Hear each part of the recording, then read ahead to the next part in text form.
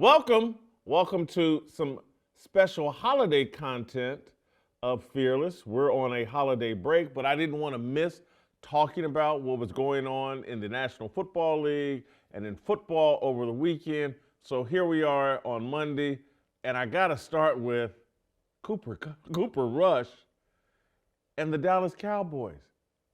They beat the Tampa Bay Buccaneers last night. Wasn't the most impressive victory, but it's their fourth victory in the last 5 games, and Jerry Jones must be sitting somewhere scratching his head. We have won 4 or 5 of our last games without our $60 million a year quarterback. The quarterback I just gave all that guaranteed money and made the highest paid player in the NFL. We're winning with Cooper Rush. Cooper Rush is now, I think, 11 TDs and 3 interceptions. Dak Prescott, in the 8 games he started this year, 11 TDs, 8 interceptions, and the Cowboys had a 3-5 record under Dak Prescott. I am not sitting here today calling Cooper Rush a better quarterback than Dak Prescott. But I think what we're learning and what Jerry Jones and Cowboys fans are going to have to acknowledge, Dak Prescott is not the engine driving Cowboys victories. He's a nice player, puts up nice stats, but he's not the engine. What did Cam Newton say about a trailer and whatever that's dragging the trailer? That's what Dak Prescott is. He's not dragging the trailer, he's being dragged. And the Cowboys are figuring out, I'm not saying Cooper Rush, again, better than Dak Prescott, no. But maybe he's easier to drag. Maybe his lack of turnovers makes him easier to drag to victory, makes it easier for the defense, special teams, offensive line, running game to drag Dallas to victories. Jerry Jones has a huge problem. He's paying Dak Prescott $60 million a year. And the guy's being dragged to victories. And maybe he's being dragged to victories his entire career. I know last year he was in the MVP discussion. But maybe if we actually evaluated what transpired last year, he wasn't the MVP. He didn't belong in the MVP conversation. He just had a very good year of being dragged. And I know his stats last year far superior to what he did this year in 8 games. But if you look at the totality of Dak's career, his interception problem,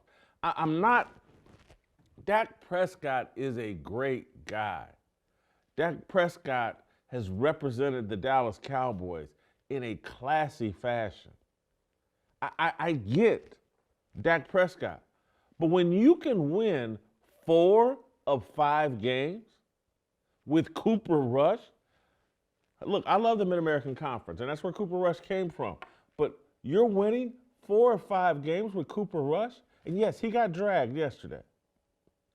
He got dragged to victory. But 11 TDs, 3 interceptions. Cowboys won yesterday despite being eliminated from the playoffs earlier with the Washington Commanders' victory over the Philadelphia Eagles, and they still went out and played. Jerry, there's 2 critical decisions that Jerry's going to be wrestling with this offseason. What to do with Mike McCarthy, their head coach, and is there any way out of the Dak Prescott situation? I don't envy Jerry because if I'm Jerry, I would be confused looking at my team. I have a alleged franchise quarterback who's in his 7th, 8th, 9th year, very seasoned, and we seem to find it easier to win games without him, or just as easy to win games without him as we do with him. That's a real problem. You have an incredible investment in a quarterback that puts up nice numbers most of the time, but he's not the difference between wins and losses. When the Chiefs gave Patrick Mahomes $500 million. It's because they have the sincere belief that Patrick Mahomes is going to make plays that determine whether they win or lose the games. It's worth it. Even Patrick Mahomes is not having the greatest statistical season, but the Chiefs are 14-1. He seems to make plays late in the games in the fourth quarter that make a difference. He's had some turnovers this year that have hurt the Chiefs, but he still figures out a way to win games. He is a difference maker as it relates to wins and losses, and maybe that's how we have to start looking at the quarterback position. Is this the guy that makes a difference between wins and losses? And so if I wanted to analogize Dak Prescott, it would be is he just a high-class Kirk Cousins? Maybe slightly better than Kirk Cousins. Atlanta had to figure out, and I'm telling you, I love Kirk Cousins. I love his faith. I love the fact that before this weekend's game, he's praying with Michael Penix, the guy replacing him. Love it. But Kirk Cousins has never been the guy that decides the outcomes of Falcons games, Vikings games, or old school Washington Redskins games. He was a guy that would do enough and you could drag him to victory.